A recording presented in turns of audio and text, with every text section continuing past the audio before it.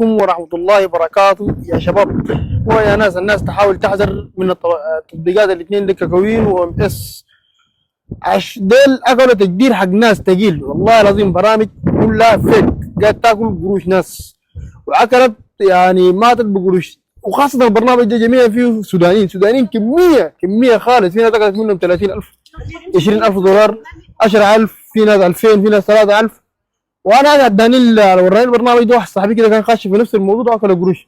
والله في ناس قاعد تبكي بكي عديل في الجروب ده، عرفتوا؟ اها بيان بالعمل عديل. شوف الجروب ذاته وراني ذاته. اسمع ويا دين يا ايمان هنيكم ده اللوات ولا اني